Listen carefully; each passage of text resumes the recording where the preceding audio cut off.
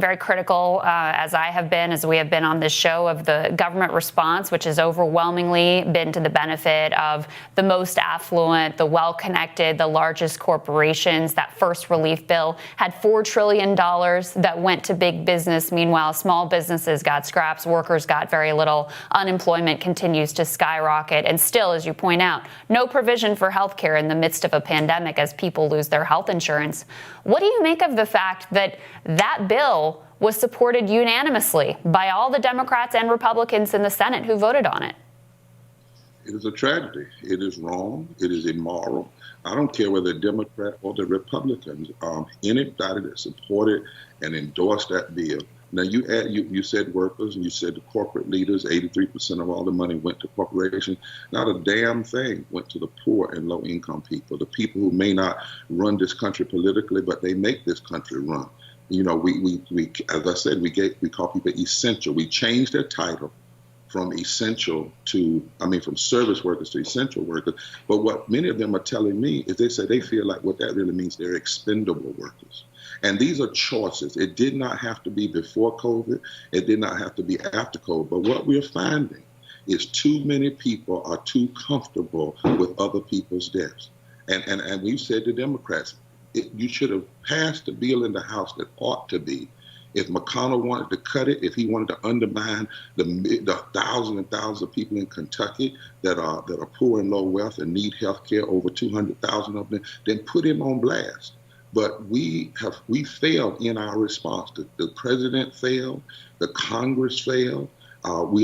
Too many of our people are still trapped in this neoliberalism, from the top down. It's warped our imagination and our moral imagination, and we need to go back. And we're fighting in this next bill. We're still concerned. There's some good things in it, but there's still no wage guarantee. There's still no full coverage of health care for everybody that needs it. And we're making mistakes that the pandemic will exploit. That's what our experts tell us, that a pandemic is not just a biological event, it's a sociological event as well. And by leaving these fissures open, we are leaving the society open to death and destruction that's going to last a long time. And now the Fed came out last night, I think, and said we need something like $10 trillion. I was asked, somebody said to us the other day, you don't expect to change the whole healthcare system in the middle of a pandemic.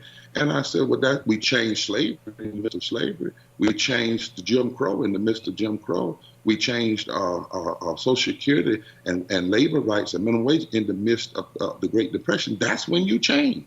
Right. That's when you're supposed to change. Right. Well, and not to mention, millions of people are losing their health insurance as we speak. So things have changed very quickly for them. They just don't want to change it for those who are benefiting from this current system.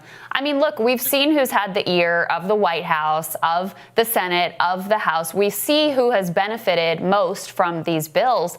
How do we change that dynamic, especially in the midst of a pandemic when it's still really unsafe for people to physically congregate and demonstrate the power of the people that you might do in a different time?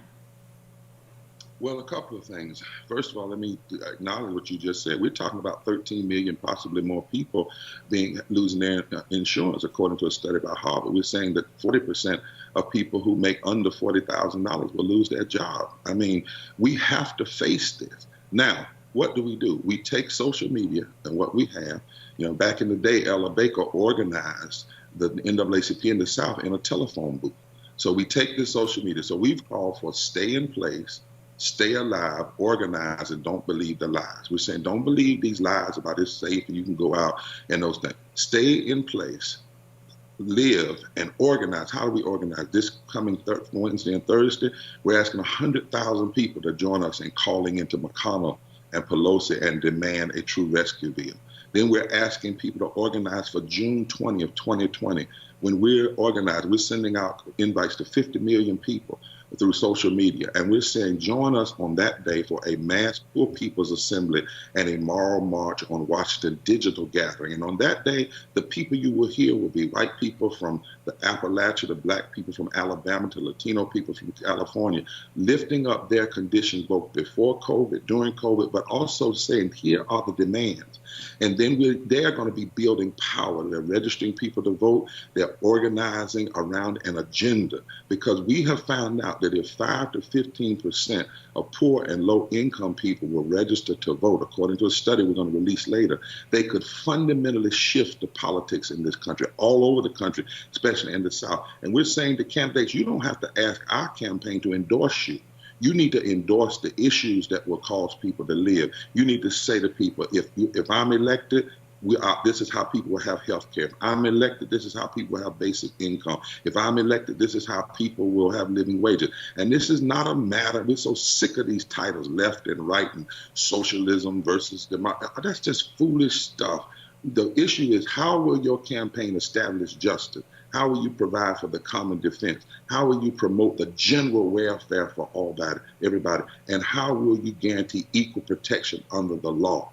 That's what we're concerned about. Our deepest moral values and our deepest constitutional values. And we intend to build power and change the narrative of this country and force America to see the poor and the low income, the people that we aren't seeing as people are focusing on the most wealthy and the already prosperous.